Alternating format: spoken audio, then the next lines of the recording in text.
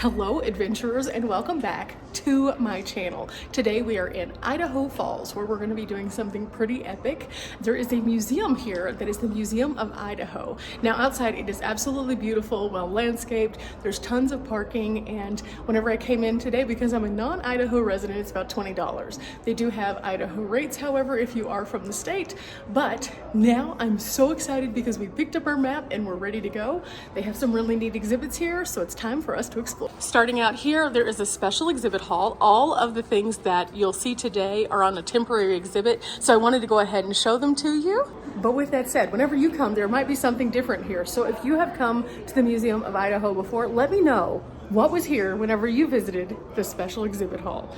With that, let's go inside. It looks epic. This is Above and Beyond, and it's sponsored by Boeing. Already, I am loving this. The space is expansive. They build it to fit, and then they have all of these interesting exhibits like this over here. Oh, how neat. This is the world's lightest metal, and you can see here that it has a little paragraph about it in both English and in Spanish, and it says that it is actually really strong despite being super light. It is made from hollow metal tubes, and they're actually 1,000 times thinner than human hair, yet they're incredibly strong. It is insane to think of all of the design that probably went into this to create this, which is why places like this are incredible, because we get to see things we would never get to see otherwise. But it just continues to go and go, and apparently there's 2 floors of the special exhibit. We'll start out exploring this area and then we'll move up here. Oh, this is neat. So not only can we see the exhibits, but we can also learn about them on the attached screen. And here we learn from tape to final detail, what does it take to turn filaments of carbon thinner than the human hair into ultra strong aircraft or spacecraft components. And then you can actually see the phases of how it goes from tape to raw charge to cured charge to final detail. And then through this display you can see why that is important, because keeping it light on an airplane is of the utmost importance, however also making it the most strong and durable. They do a weight test with the fuselage body of all passenger planes, and you can see this is a sample that was cut from one of those. The sample on top is made from aluminum, and you can see most common materials that are used in planes are aluminum. However, the sample below uses a carbon fiber composite, and the weight difference feels very subtle here. But even though it might feel very subtle, it makes a huge difference when it comes to the fuel consumption and overall the ability of the maneuvering throughout the sky. And so coming into this, we get to learn all of those interesting little fun brain wrinkles, and I love this. I have been to a lot of air and space museums, but this one has interactive exhibits, it has large screens, it has tons of displays, and it is really expansive as to the things that we're about to understand in here, so let's just keep on moving. Have you ever heard of Morpheus? Well, here we learn about how failure can be a step towards success as we look at a damaged engine, in this case, that was damaged in a crash, and then what they can learn from that. In fact, with air and space, a lot of the testing is done over time and through different kinds of experiments here, but once it gets into orbit, they learn even more. Normally you would hope that those things are found out whenever they are not manned, because that would be scary. But sometimes, unfortunately, we have seen that disaster happens and they have to learn in the moment, and ingenuity comes out and shines in those moments. So air and space has been about that for quite some time. Okay, on this side we can lift aluminum. Okay, and then we can lift the carbon composite. Oh, that does feel lighter. That moves much easier. One more time, aluminum. It's 24 pounds apparently. And then here, carbon fiber, 16.5. This just seems so much lighter, literally using the same exact hand. This one has a bit more drag on it because of the weight. This one goes straight up. Have you ever wanted to know what the spacecrafts of the future might look like? Well, here you can learn a little bit more. And they have some pretty interesting titles here. Beam Me Up, the Lightcraft model. And that is a ride to space on a highway of light. That's the dream of the American engineer Lake Marabou. And he championed a beamed energy propulsion system. Now, of course, if you would like to get a closer look at what all this looks like, there's a great video for context. And so you can kind of see what these things look like in their entirety, and then also right here in front of us. But not only spacecrafts, aircrafts of the future as well. And these are sleek. And you can find out more about each one of them. Hypersonic air breathing. This one is a X-51 Wave Rider concept model. And you can see there's a supersonic and then there's hypersonic, which is 5 times faster than the speed of the sound barrier, basically. So it goes even faster than those that go boom. Pretty crazy. And so here you get to see what that might look like in design.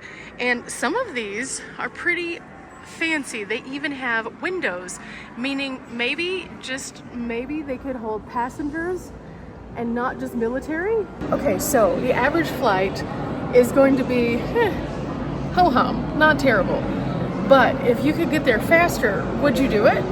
If that meant that you could get there 2, maybe 3 times faster, would that be something you'd be interested in? Now we get to take flight, and here we have a simulator, so we could select using the buttons, and we can choose our language, and I'm going to choose English.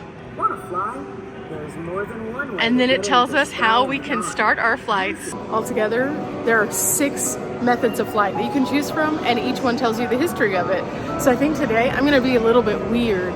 I think instead of doing the normal, what you would expect, I'm gonna do an airship. This guy right here. Yeah, that seems smart. And then after that, it tells us the structure. Or dirigibles that we first achieved controlled flight. Now using this simulator, I can roll the ball and then it reflects in movement of the airship. And then I can do a launch, and use lighter than air gas. It continues to tell me all sorts of things. It's all closed captioned, and it tells me how we're going to maneuver. Apparently, I picked the slowest one. I'm not going anywhere quickly in that one. Maybe it's faster than like a hot air balloon, but you can tell by each of the different things as you go through it how exactly it works. And I think that that's pretty neat because it gives you kind of an idea of the different options that are out there, but also the differences in each one of them. So there are these colored dots right here. So 1 person per spot, and then we stand on any open spot, it does a countdown, and then we interact. Let's see what happens. That was so cool. You get to be a bird, and it tells you how to flap, and how they glide, and how they soar, and then you interact as you go. There I am on the screen. Like, there we go. That was super, super fun. There are some other interactive things here, including a thing where you simulate being in space. And so that's pretty neat, but I'm going to go to see what's behind the screen now. Oh, but before I do, what is this? This is like a timeline. Is it a touch screen? Oh, it is. So this is a timeline of flight, and you can touch on various points in time, and it tells you about all of the fun facts, gives you a story. That is neat. And it goes on throughout the years. Let's do this one. Okay, we have 7 things. When I click on them, radar tracking was developed in the 30s. In the lead up to World War II, the British refined the tracking, is what that basically said. Let's go over here to, let's go to the more current days. Let's click on this guy. Okay, we have several options. I'm gonna pick this one. This is a smart helmet developed in 2014. It says it's not an ordinary pilot's helmet, and the helmet mounted display system for Lockheed Martin's F-35 fighter jet projects data onto the pilot's visor. That is neat. But again, it goes throughout time, and you can just continue to look at all of the different points, click away, select something that's of interest, and then read about it, like GPS, 1993. The Air Force completes the Global Positioning System satellite network. With GPS, it is possible to find one's precise location anywhere on Earth. That thing is amazing, and again, it's huge. So there's a timeline throughout history that tells us all about all the cool stuff. I love this. This reminds me of the Smithsonian right here. Inside we go to learn a little bit more about this crazy world around us, and as soon as you walk in, it starts talking to you. Another very neat display. I am going to go up the stairs now to go check out some of the really cool things upstairs. But before I do, I'm going to grab a couple snaps so that I can share this on my Instagram too. If you're interested in following me on Instagram, it's just Bunny Plays Here. I always post some things that are kind of behind the scenesies, so go check it out. International Space Elevator? Okay. Let's go inside. You'll rise from sea level to over 53,000 kilometers. That's 33,000 miles above the Earth. Now prepare for ascent in 3, 2, 1. Elevator drive engaged. That was really neat because it takes you through each one of the levels and tells you how you're going from Earth all the way up to space and where different things happen. It also tells you that there's like tracking things so that they can see like birds and other things as they're taking off, which is pretty interesting. Throughout this section, there are a series of different kinds of things talking about air flight and travel and design, like this one right here, Building It Smarter, which shows us some of the 3D printed space tools that have been used because they carry 3D printers, so they can pretty much create anything that they need on board if they do not have it. We also learn here how satellites no longer have to be huge and bulky, and instead they can have small, tiny little things like this, which is no bigger than like a Starlink. This is smaller than my solar panels I carry in my van.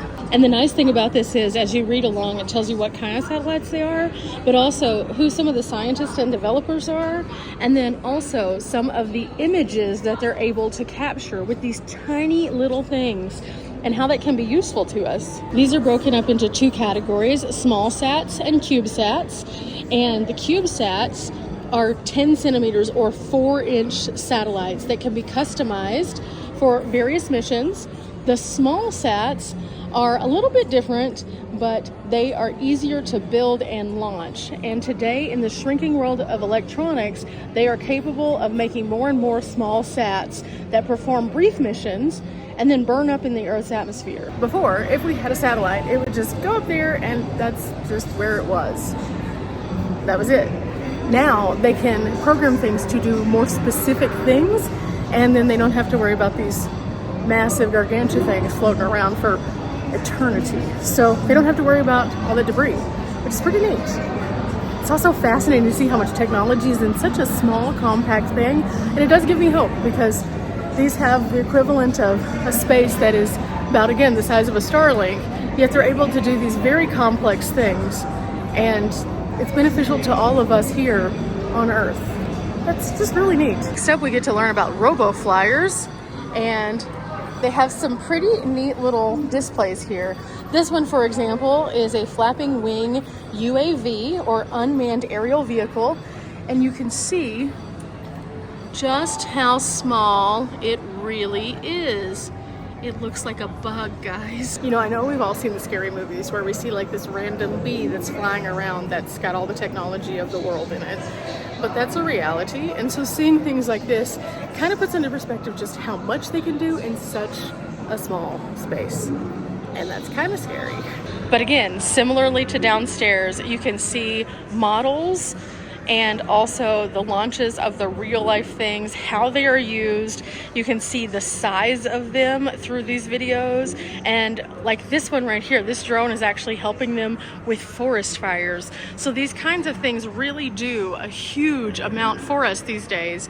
But along the way, you get to learn about the different models, like this one, the Raven UAV model. This is a 1-to-1 scale here, and you can see it's proven itself as an adaptable bird on and off of battlefields, and it can also be piloted remotely or fly pre-programmed missions. Now in this one right here, you can design your own jet and fly it. I think that's a pretty neat thing, very interactive for all ages. And of course, I am showing you guys a little bit more of this because it is a exhibit that won't probably be here when you visit. However, it's really, really neat, but they do pop up this exhibit at other places. So if you ever see this particular exhibit pop up in your location, please go. There's so many things that I can't even share because it's just too much. There's so many cool pieces here, and we still have a whole museum to go. Now, talking about breaking the sound barrier, shockwaves. Here we go. We have sonic shocks and subsonic, transonic, and supersonic. And then over here, we also have the basic steps for simulating flight. And in here, you can kind of go through a wind tunnel test to see what some of these things would be like. And I think this is really neat. So I'm gonna go supersonic, and then inside here, it's gonna show me what supersonic actually would look like. That is incredible. Wow. But then also you can see what it looks like on different kinds of things. For example, different nose cones. I could change it to a blunt nose cone. And then inside you see, there's your blunt nose cone. And then transonic, this is what it would look like if it was transonic. So it gives you an idea as to different aspects of the flight.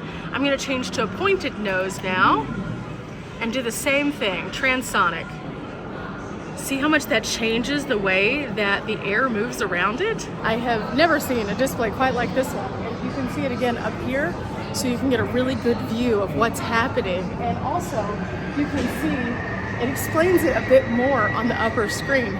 So neat. Now, a while ago when we were talking about those satellites just floating around, that was a version of debris. And anything humans leave behind in Earth's orbit that cannot adjust to its own path becomes space junk.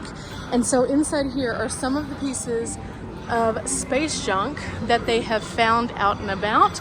But also there's a really cool interactive thing right over here that's all about space junk and how that you can remove it. It's pretty neat, but it does go through here and tell you the dangers of how small fragments, even the tiniest of tiny, can impact a space launch, how it can mess up your window and actually cause a lot of damage, and then also the things that they do to protect them from space junk as they're in flight. I think like everything else that we have learned in this world, we have learned over time that we probably didn't have the best practices with certain things, and that includes space. And so now we're figuring out how to do it better so we don't cause ourselves problems. But there is another display in here that is about flight, and it looks really neat. Check this out. This section is called Fight and Flight, which is an examination of how our military has contributed to the story of flight. And here you can see several different items, but I think this is my favorite. This is a wedding party in Italy, and this picture was actually donated to the exhibit by the family that is featured in this photo. Here you can see a pretty substantial wedding that was being held. But do you notice anything strange about this? Take a closer look at the dress. Believe it or not, this is a silk parachute wedding dress. And now let's take a look at it one more time.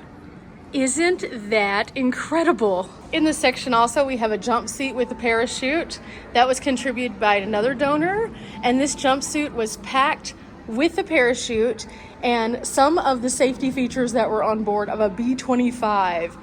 With nearly 10,000 of these made, the B-25 served in every theater of World War II. Realistically, this is just incredible. This is Teton Flood with aerial images, and these were all taken from a plane. And then you get to see the pieces of these planes, including a wing frame, and it was from a crop duster in Idaho. So the context of the photos themselves, along with the exhibits, just makes this such a fun experience to come in. For example, I know not everyone is as familiar with the military or with flight. And so by coming to a place like this, you might think, I don't know if this is gonna be for me. But being able to see how each of these items was used and also what it was gives you a better overall concept of its purpose, its overall impact, how it changed things. And like that dress up there, I would have never known that was a parachute. So go and try something new. Go check out something you're unfamiliar with. You'll get some new brain wrinkles and you'll have a lot of fun doing it.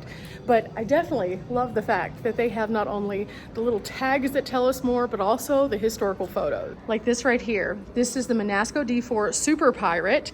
And the Monasco Pirate was a series of 4-cylinder engines that were built by Monasco Motor Company, and they were used during the 30s and 40s. And here you get to see how they were used. And then here you get to see what they looked like in real life. Much larger than I would have thought based on just seeing that small picture. But it's pretty neat to be able to see how these work and be able to really get in there and see like where it plugs in with different pieces, and the original oil and dirt and grime is still there. But then right behind this do not touch, you can still see the original manufacturer piece on here that tells us the model number, the aircraft, and all of the additional pieces. History is incredible, and the more that we learn from the past, the better that our tomorrows can be. But that includes us seeing things like this and visualizing and putting context to them. Like, what are these? We know they're propellers, but from what? So these are just propellers from various kinds of planes. You can see the different shape, style, wood that they were created from. The brands are all on there, but then right beside that, something I never would have thought of.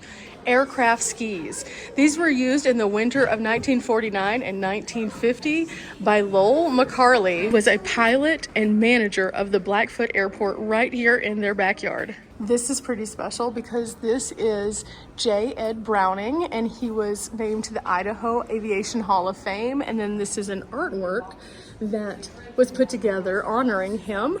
It is by a famous Idaho-based artist, Roy Reynolds.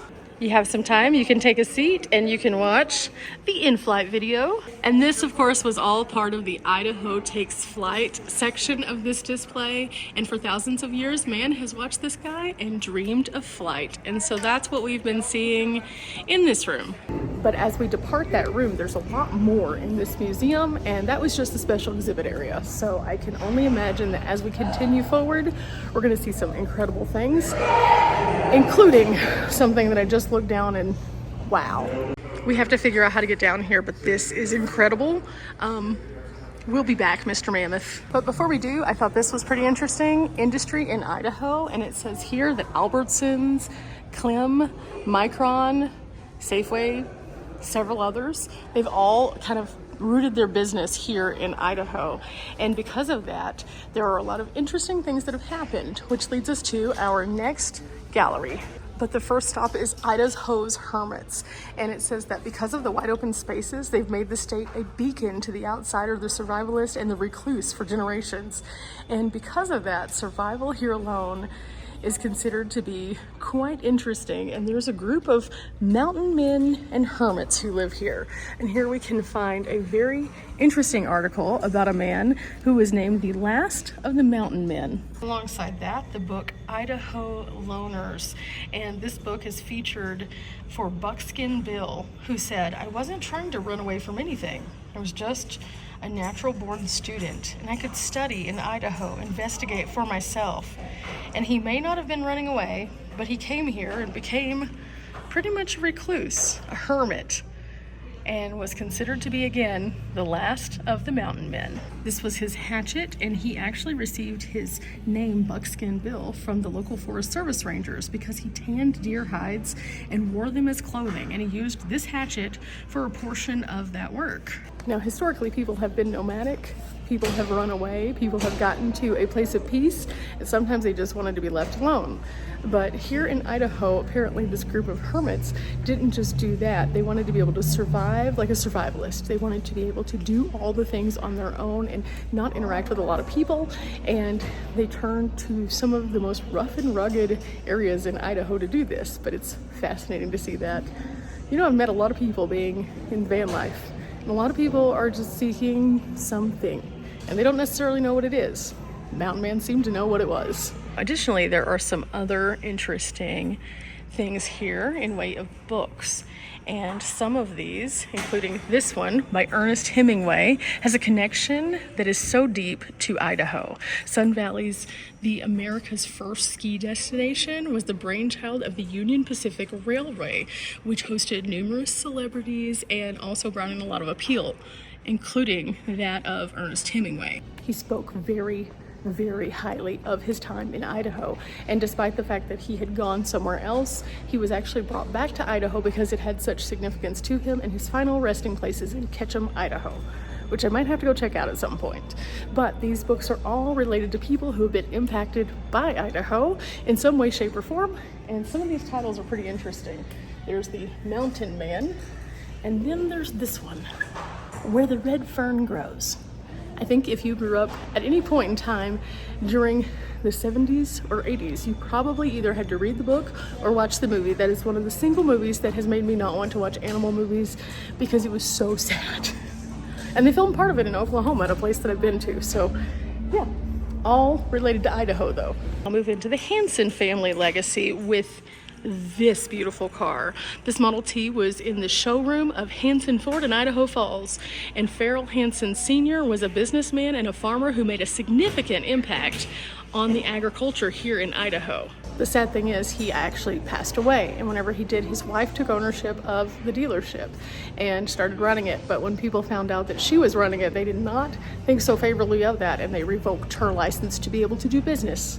Here is a snowmobile, and believe it or not, snowmobiles weren't just for recreation, they were built out of necessity for winter travel.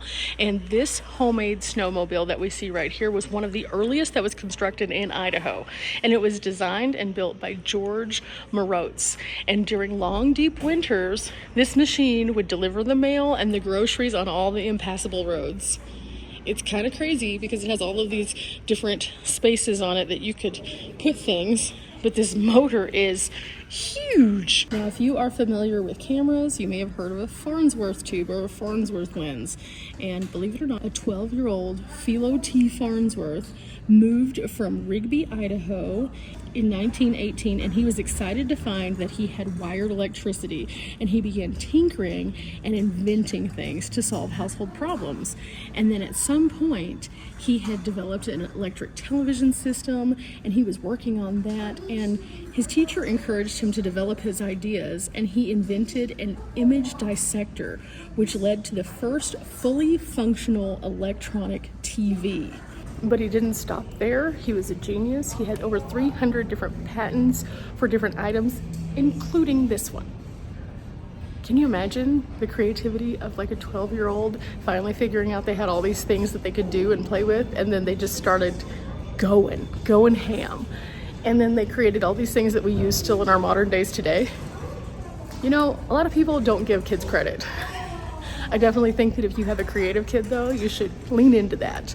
As a creative kid myself, I think that the more that you can learn, the more that you can develop, the more that you can feel free in that, the more you can come up with some crazy things. I mean, just look at this kid. 12, and his brain was already going. Yeah. Some kids are just built different. Then you have the story of Joe Marshall and the Idaho potato. And in the early 20s, potato farming was suffering. Farmers were dealing with diseases and quality issues, and a lot of them were in serious type of way. Joe Marshall, he had a Model T, and he had an idea, and he decided to get on the road with this little box of goodies and try to help these people out. And in doing so, he really changed the way that potatoes are today. Now, I visited the Idaho Potato Museum a few videos back. Definitely go check that out because it talks about how potatoes came to Idaho. But this guy was considered to be the potato king because he basically saved the industry from bottoming out during a really difficult time, and he was revered for this. In this room, we see a giant Idaho, and that's because we are entering into the complex state. At its roots, the true history is very complicated of Idaho, and it mentions here that every story has more than one side. Some of those stories start out right here as we enter into this room with Mother George, who was a prominent midwife who practiced in Grays Lake, and it was an area that was settled by black families after the Civil War, and many children were brought into the world under her care, so she was a huge impact to the community.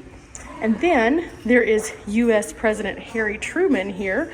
He was signing a portrait of himself at Idaho Falls, where this artist had painted it. This was a Japanese American citizen who faced heavy racial prejudice during World War II, but he painted this portrait of Truman and attempted to show it to the president during the stop in Idaho Falls. Security and regular citizens tried to keep him from being able to do that. However, Truman recognized the importance of this opportunity to show the inclusion, and he met with the man. So it's a pretty big deal.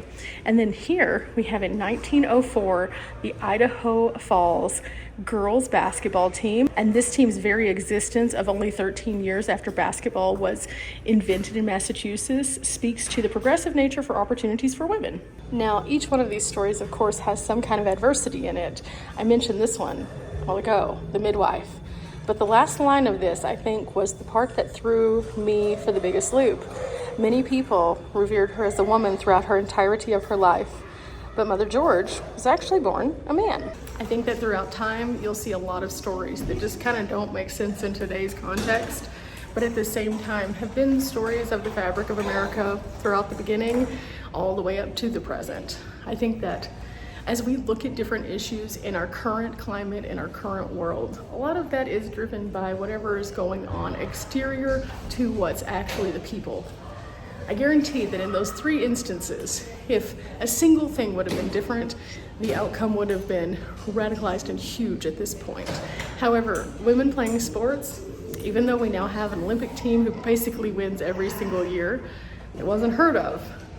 Having a person from a country we were just at war with talking to our president, that was a big deal. And of course we know that the midwife, it's still a hot topic today. And so just seeing how throughout history people have just been their truest version of who they are and done what they wanted to do in that moment, and how it didn't really have an impact on people the way that they thought it did, I think is saying something. I've always said, I just want to live my life, be happy, and I want the people around me to all be winning. And I think that that's how we should all look at it. Not necessarily so much to project feelings and emotions at people, but rather just see them for who they are and meet them in the middle. But what do I know? I'm just on YouTube. Now we get to talk about Idaho and how it got its name and how it became a state. And I think it's pretty interesting that right here it says, you might have heard a word, Idaho, is derived from an American Indian language. And it's just not true. So the story is a local guy thought it was a good idea to name it and say it was a Native American word, because who's going to question you? They don't know. And it meant the gem of the mountains, which it is a gem. There's so many beautiful things here.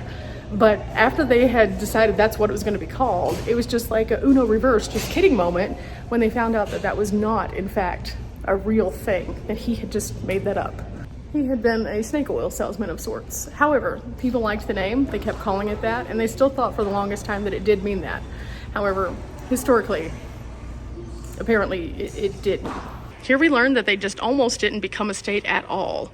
They were mounting tensions between the northern and southern parts of this territory that they were a part of, and many times the northern panhandle would try to break away because they didn't believe in the things that the southern portion did.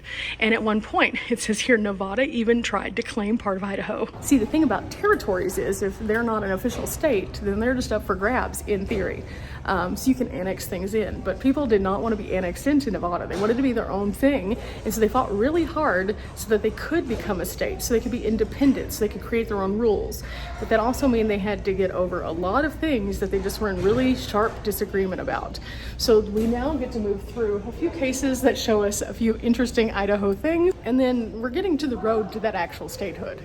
Here we have a state banner and some Idaho Day memorabilia and some stamps that were created, and even the signing pin that they used on this particular document right here. Now this right here, this is what the statehood road actually looked like. So at one point they had this unclaimed territory, which then became Oregon, country, and then it was shared with the UK, so it was kind of up for limbo, and then it became unorganized territory as time passed. Then the Oregon Territory, then the Oregon and Washington, and then you can see the state of Oregon starts to emerge, as does California here. But there was still some room up for grabs with all of these territories. So as they continued to work forward in the timeline, by 1864, it was very clear that the Idaho Territory and the Washington Territory and the Montana Territory were separate entities. But still, it wasn't until 1890 that finally it became independent states for each of these. More specifically, 1888, that's when it all started to be a rumbling. They had the idea. They knew that they wanted to move toward it, but they didn't know exactly how that was going to look. So by 1890, they'd figured it all out, and guess what? We are now standing in Idaho, a proper state in the United States. And I'm sure that was probably some wild conversations that led up to that, but they're here. They're here. Just past becoming a state, people, and place. And it says here that people have long made roots through Idaho, recognizing its potential, and some have set down roots and grown their families in this area. It also mentions the diversity of people who have been here, including the first people, the people who were the native people to these regions, who were very nomadic and would pass through seasonally to be able to do various hunting and various foraging and things like that. And so as we move into this gallery, it's going to take us around a gallery of all of that, how things would work, what kind of things that they would hunt for, and then also how settlers and fur trappers would come into this area as well. We'll start up here with trappers and traders. The Lewis and Clark expedition brought the first recorded Euro-Americans to this region in 1805. Now, obviously at that point, there were still people living here, so their goal was to form good relationships with those people, and then also to find a passage to the ocean because they really wanted to have access to that. But then the other thing that they wanted to do was focus on fur and all of the things that they could find here because those were commodities. Now, before they were coming here, there's lots of information that proves that there were independent people who had come through and that some of the tribes had already been working with them, southern or eastern or western of this region. However, the Lewis and Clark was the first big organized thing that came through, and in doing so, it provided a lot of great information because Lewis and Clark documented literally everything that they found, and that became part of our historic record, so we would know how to proceed forward. Now, there's some pretty interesting things about the mountain men over here, but then also this, which I believe was used by the indigenous people of the area. This is called a bull boat. They were designed by the American Indians. However, trappers encountering these boats also started to adopt them. So it served a really good purpose. And you can see when you kind of lean in, this is a tanned hide that has had things put on it to make it more waterproof. They've used what looks to be a buffalo in its entirety or a cow of some kind in its entirety. And then they have reinforced these different kinds of pieces of wood with tanned leather, which also came from hides. And then they would have used oars, which would have been carved out of the local trees. Some of the hides that they would have been looking for are fox, beaver, mink, muskrat, and coyote, which are all in this particular case, as well as it looks to be some skunk over here. And they would use these for a variety of things. Then you can see right here, they have a tanned deer hide, and it was named for the chemical compound tannin, which is initially used in the process. And so tanning is the process for which skins and hides are treated to produce leather. Now, if you look into native culture, they also call it braining. They would use the brain to do it. So it's pretty interesting to see how we have evolved from that into the more current leather standards. Okay, inside the museum though, there are all these neat exhibits that kind of give you an idea of life at the time, and then also some of the interesting things that happened, including how water sourcing became such a big problem. Now, whenever you look at this area, you see the Snake River plain and basin area, and believe it or not, at one point in time, a lot of the irrigation that we now see that fuels so many of the cities in this region did not exist. Settlers who moved here had to make it profitable. They had to make it where they could survive. And so they started tapping into the water resources, and in doing so, they figured out how to make their plants come up and thrive, as opposed to wilting away into the land, which was rugged, super, super rugged. Now, of course, over time, there are a lot of different artifacts which have been brought to this area or seen in this area. And so many families have dedicated these to the museum, including this cooking pot from 1847, wooden dominoes from the early 1900s, child's shoes from the 1860s, and this porcelain doll from 1880. But how did they get it here? That's the question. Before people had settled into homes, they came in trunks along weary roads that were just absolutely not fun. These were dusty roads that weren't roads like today. They were just ruts in the ground. If it rained, the mud would be terrible. They would be stuck. If they broke a wheel, they may be stranded on the side of this pathway for who knows how long until someone else came. So this asks, what would you put inside your box? Typically the food and supplies were kept separate. So this was your one box to put everything that you possibly found to be of interest to you inside. These trunks were packed filled with memories, but you also couldn't overpack them because that would make it too heavy. If it became too heavy, it would be more treacherous to go across these roads. So after people settled in, you started to notice that they would have more intricate things like these. However, many of them didn't start out with these super intricate things. They would have to wait for supplies. And along the way, the more that cities popped up, the more that supplies were available. The more that general stores started to happen, the more that Sears and Roebuck started to come into play. But before all of that, they had to get there. Now these are some of the nicer things that people had, including this saucer from the 1840s up here. You have some pins and pendants, some combs, a pipe, a brooch, a pocket watch, and then there's this. This we've seen at other places. This is from approximately 1865, and it is a wreath made from hair. But this wasn't just any hair, this was students' hair. A teacher from Iowa, she knew she was going to be going out west. She wanted to remember her students. So she took little snippings of their hair to create this ornate design of this wreath. And in doing so, she was able to remember the good times back in Iowa. It's a little creepy, but that's what they did then, guys. I don't know why. I hope we don't make that a trend again. I found this to be absolutely delightful though. This is from 1790. It is a hand-sewn American flag, and this was an early American flag that was made of homespun linen and cotton, and it was a cherished family heirloom. And this was owned by the Lawyer family for generations, and this made it through some very tough times to make it into this case. You can imagine anything that originates in the 1700s that's been through some stories. It's tattered, it's torn, but it is still here, and it has been handed down time and time again until it can be preserved in this particular space for all of us to see, and that tells us so much.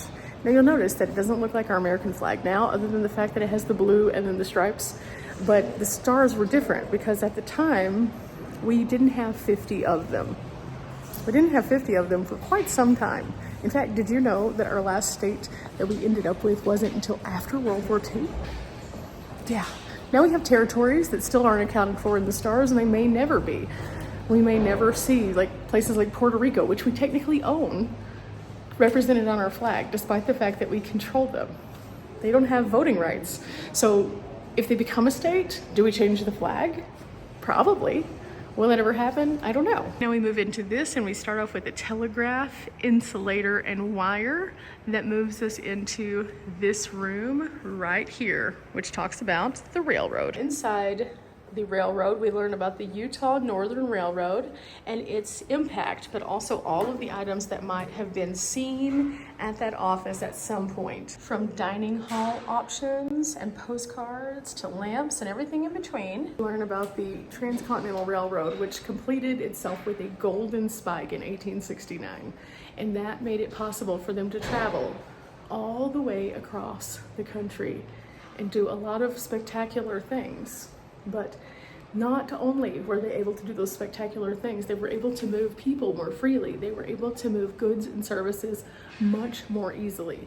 And the railroad was an epic part of so much of the industry in this region. In fact, whenever I was just down the road, I learned at the Idaho Potato Museum that the Idaho potatoes became more synonymously known and also used as a result of the railroad. But now we're off to the first floor, which is where I saw that giant mammoth, but there's a little bit more of this exhibit down there also. Oh, this is incredible. We walk into this, and this is one of the neatest things I've seen thus far. Now, I was told that this isn't in context of where the buildings would have been in order. However, all of these businesses were here in the past in Idaho Falls. And so here we can see each of these businesses that were actual businesses, and all of the items inside are things that you might have found inside of those businesses at that time. Okay, so this is interesting because this slides, so you can move it throughout time, right?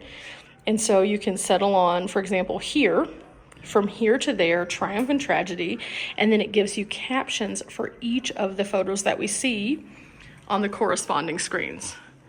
And so in this corner up here, we have German and Italian POWs were housed in barracks that looked like this.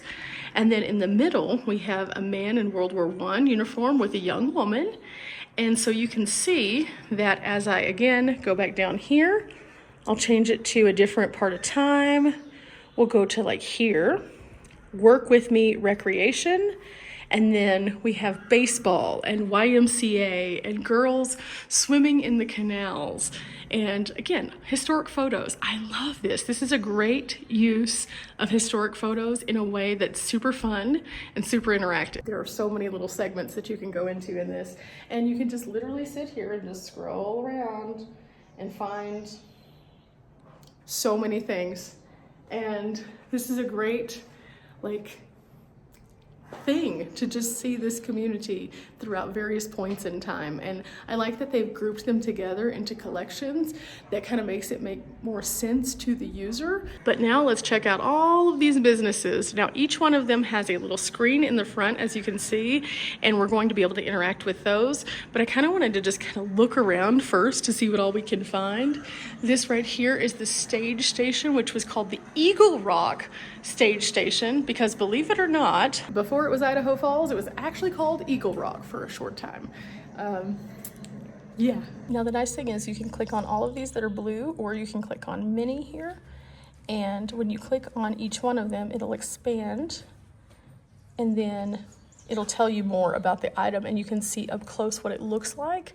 But then it also tells you what it does. It'll pop this up for you after a couple seconds of being on the screen, and then you can go back, and then it'll bring back your main screen again. This was the neatest though. Whenever you click on her, it tells her story as to why she worked here. She was only 17 and she was hired as a store clerk. And then soon she had gained trust and started helping at the bank. And then she was the first female loan officer. And it all began because she needed to find a job because her and her family had just moved here from Iowa. As we look around the store, you can see some of the items that might have been in the store. And in the West, a dry goods store was vital. And this one was the first in these parts, and it was located near the new bridge that's built over the Snake River.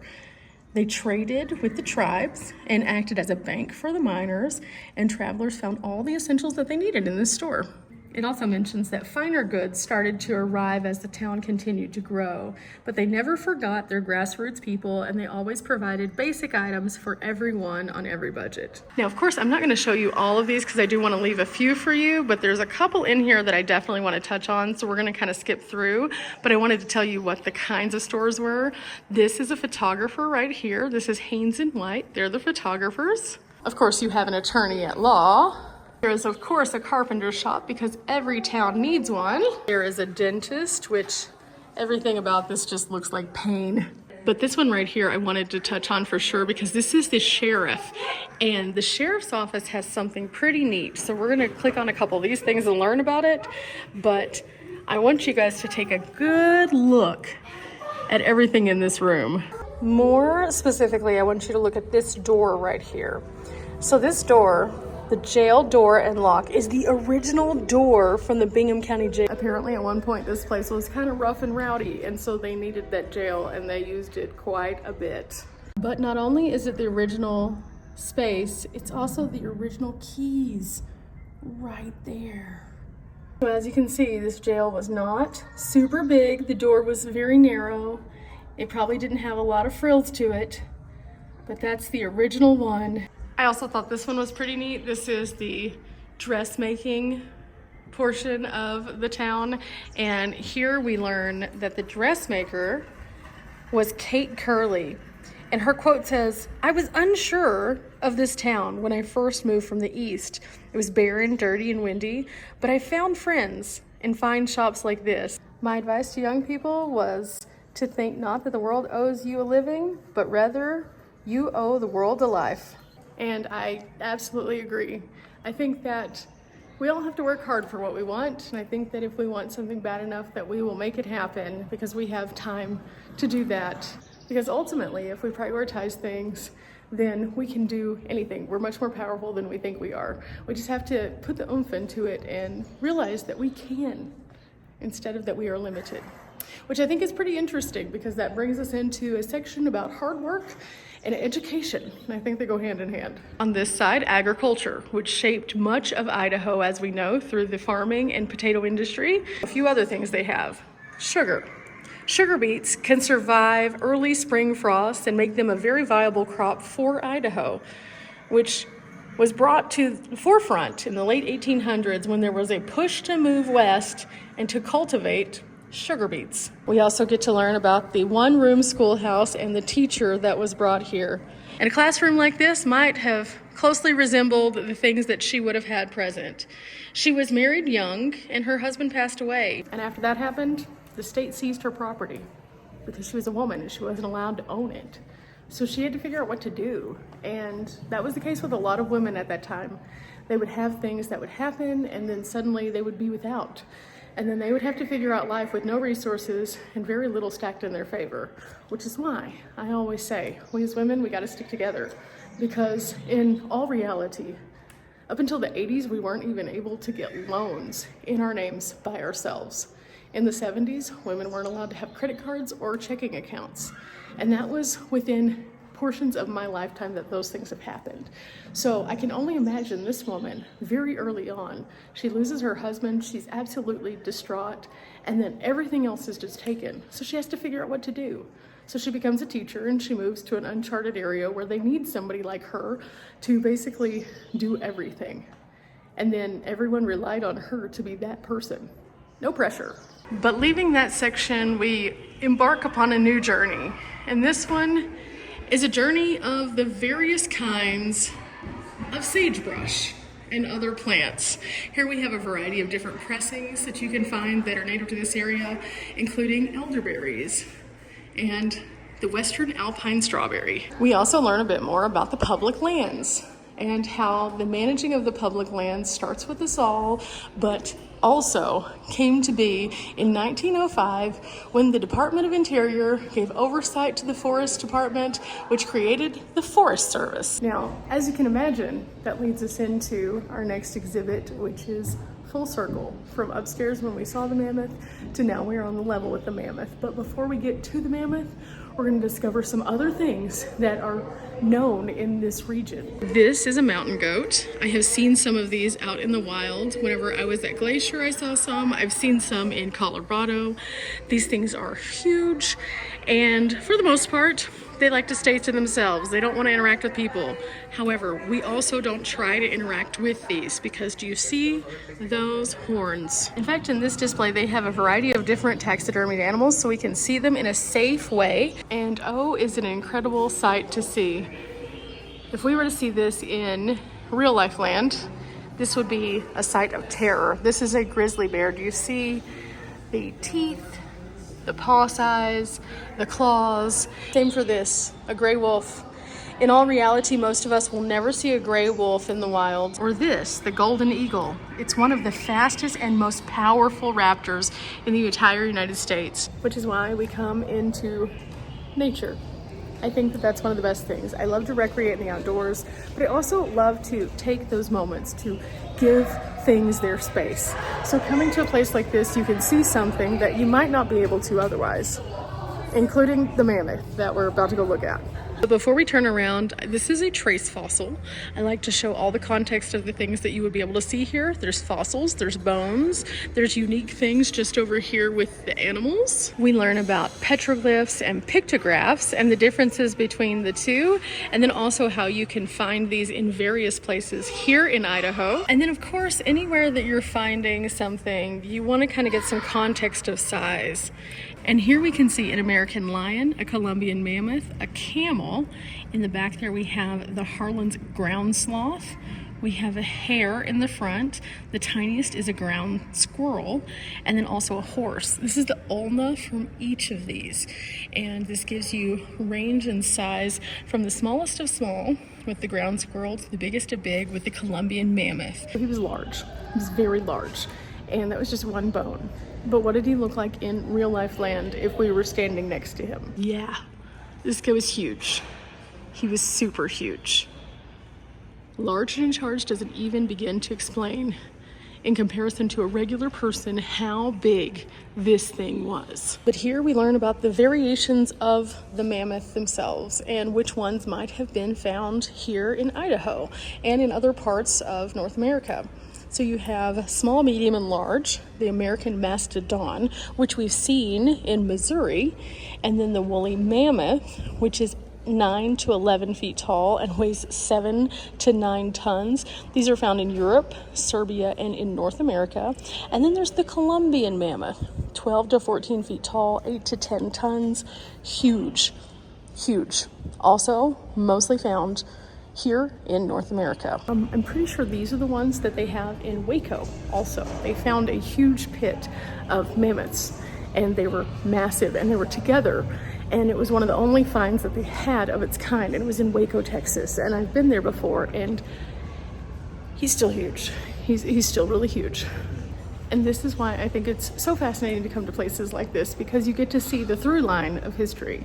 Not only do you get to see the things that you clearly have found in one place, like Idaho, where they found these guys, but you also, if you go to enough of them, start to realize the movement of the people or the animals or the overall movement of history throughout time. And I think that that's what's incredible about museums. They allow us to think outside of the box. They allow us to create this story of what is going on around us and to better understand the world.